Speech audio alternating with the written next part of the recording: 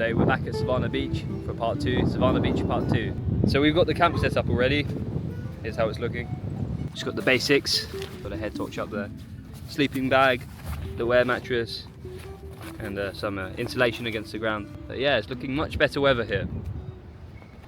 So the last time we were here, it was raining and it was terrible weather, so we'll come back a different day for part 2. So today I'm here with my brother.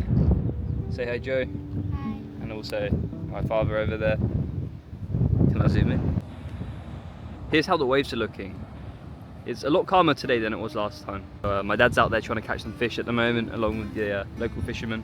So what we'll plan on doing is we're going to actually catch and cook over the fire. Right now we're just foraging for little bits of wood. So far we found some washed up bamboo. It feels pretty dry, so we're just going to go look for some more tinder. So now we're just walking along this path looking for more tinder. We've already found some little sticks and stuff, so hopefully we'll find some more. So we've actually found a lizard. Looks a bit like a chameleon, but they're much faster. So its tail's down there. Let's see how close I can get to it. There he is. He's underneath the rock. I'm not sure if I got on the video, but hiding in there. So we'll just leave him alone. That's his home. Pretty cool find. Okay, we found some good firewood up there, so I'm going to try climb on this. Yeah, there we go, bro. Good spot, Joe.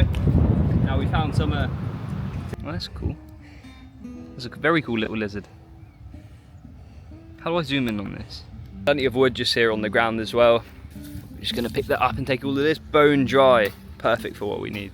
It's been pretty dry lately. Hasn't rained for a good week. All of these bits are bone dry on the floor, so we've got plenty of kindling, plenty of firewood.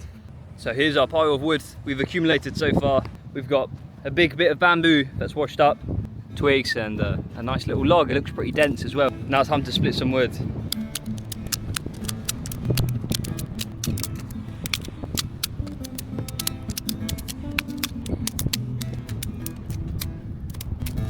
And now all of the wood is split and ready for the fire. I'm just going to cut down this big one now. Alright, this is the pile of wood that we've got now. This one I need to cut up next.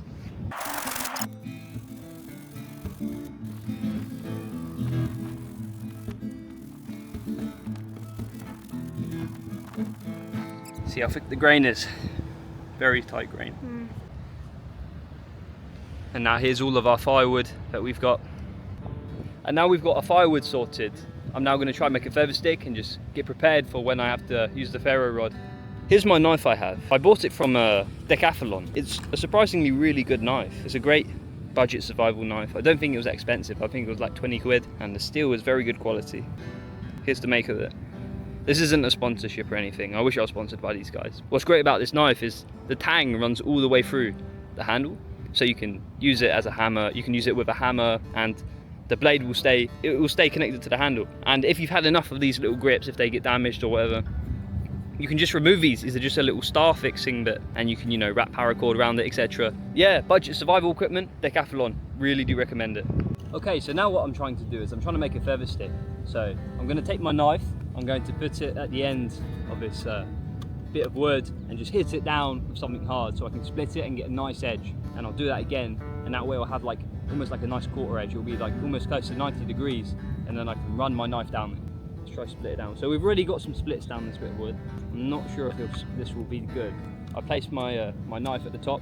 I'm just hitting it down. That way I'll get a nice surface to work on with. Yeah, as I feared, this wood is pretty hollow. It's not going to be very good for making into a feather stick. It will be great for setting on fire, but need something a bit more tighter. Now I found a much tighter grain, much denser piece of wood. I'm going to try split this. Emphasis on the word try, because this looks really tough. It feels very tough as well. Let's try follow the grain. Where are we going with it? We're going to go like that way. Hopefully I'm not just ruining the sharpness of my knife, which I think I might be. Okay, starting to split quite well. Okay, I've split the wood somewhat. I've got a bit of an edge I can work with now, which is good. I wanted it to go the whole way down, but unfortunately it sort of veered off to the left. So now I'm going to try and make a feather stick out of this, see if I can try and make it a bit better. I might be able to make it better than this. Okay, this should be good enough. So now I've got almost like a 45, a bit bigger actually. What I'm going to do is I'm going to run my knife down the edge of it while rotating the wood in my hand so I get it on both sides. and I'm going to start off with the smaller feathers and slowly work my way up like I am now. Okay, so what I've got here is a bit of a dead plant. I don't know what it is, but it's pretty dry, pretty solid, and what I've discovered is it's really good for making feather sticks. It's pretty soft. It's a lot easier than the last material. The last material was too dense.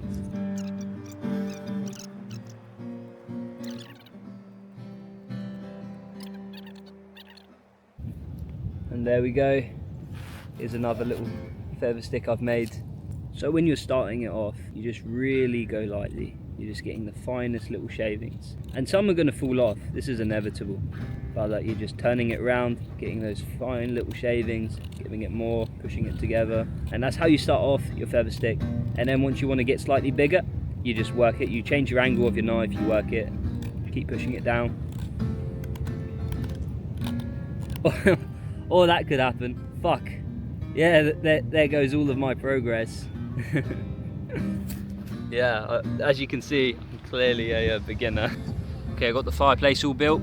This is actually a reverse fire, so I got the heavier logs at the bottom, and then as it goes up, it gets lighter and lighter. And at the top, I've put all of the feather sticks, and I'm going to catch the ember, the spark from the fishing rod in this coconut husk. All right, we're just getting ready to cook dinner now, so I'm going to do some corns over the fire. So now it's time to get the fire going. There we go, we got fire. All right, I finally got the fire going. Took probably about 20 minutes. And what's good about this type of fire is as it heats up, the coals will fall down and heat the next layer up. So, fire's roaring. Now we're gonna have some roasted corn. Spinning it around. Here's how it's going. Right, here's how the fire's going. It's been going really well. Just went out and collected some more firewood. Here's Joey pumping up the other tent mattress. It's looking really nice. It's a beautiful night tonight. Hopefully the stars will be good. As you can see in the background, the waves are starting to pick up quite a lot now. Hopefully it doesn't mean there's more wind coming in. We got enough wind protection here. We have the ute parked right there, and all of the wind is coming from this direction. And on top of that, we got another tent there, and here's my little one-man tent. This is supposedly meant to be a two-person tent, but I wouldn't say that. I'd say it's one person fits semi-comfortably. All the way out there is my dad fishing. Hopefully he can catch some fish, and we can have that as a late dinner.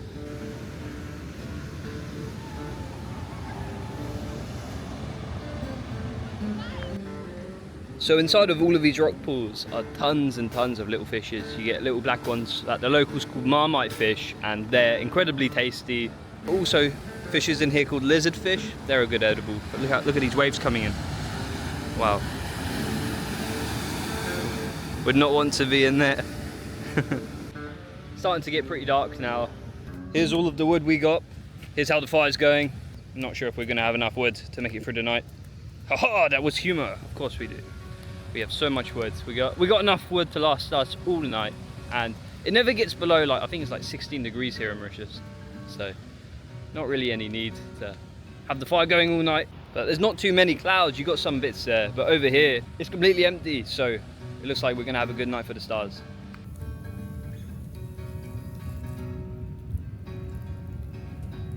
So I'm just in my tent now. We just sat here out by the fire. Let's see if we can get the stars on.